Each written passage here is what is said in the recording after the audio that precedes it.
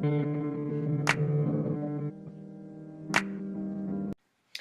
evening, everyone. I'm Ellen from Poetry in Motion, and tonight I'm going to talk to you about the pacing technique to help memorize poetry. Pacing is a strategy that's been used by actors for a very long time to solidify their memorization of lines because of the pivoting motion, which changes direction and therefore changes your velocity, generates momentum, helps your brain think a little bit more rapidly.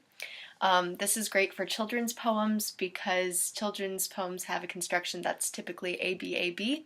To do this with your child, I would recommend that you instruct them to walk in one direction till the end of a line and pivot on the way back. This gives the child a more general sense that the poem is going somewhere else, but then when they return to the first direction, because of the typical A-B rhyme scheme of children's poetry, they are in the same place at the end of the second line, which rhymes with the end of the first. Read through the poem 5 times in this manner. If you want to practice a little each day, this is a great place to stop, and this is a great place to refresh yourself every day. Make sure you do this before you move on to any other steps, though the times you go through the poem may vary. Your next step is to lead the child through the poem and allow them to make rhymes themselves. Leave enough space so that they know they're encouraged to jump in, or ask them encouraging questions like, "So, I'm forgetting the word. Do you remember what it is?"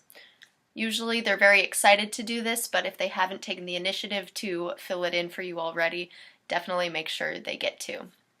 Gradually forget more and more of the poem, and then stop walking with them altogether. Allow them to do it on their own. Finally, as with all these steps, check and see if your child has the poem completely memorized by asking them to do it in locations where they can't move. So the backseat of the car, the dinner table, or in bed before they go to sleep. If pacing is too boring for some stir-crazy kids, there's a faster-paced way of doing this, like a hopscotch activity. Create a grid with as many squares as there are words in your longest line so that the child can make it all the way down the hopscotch grid before pivoting back.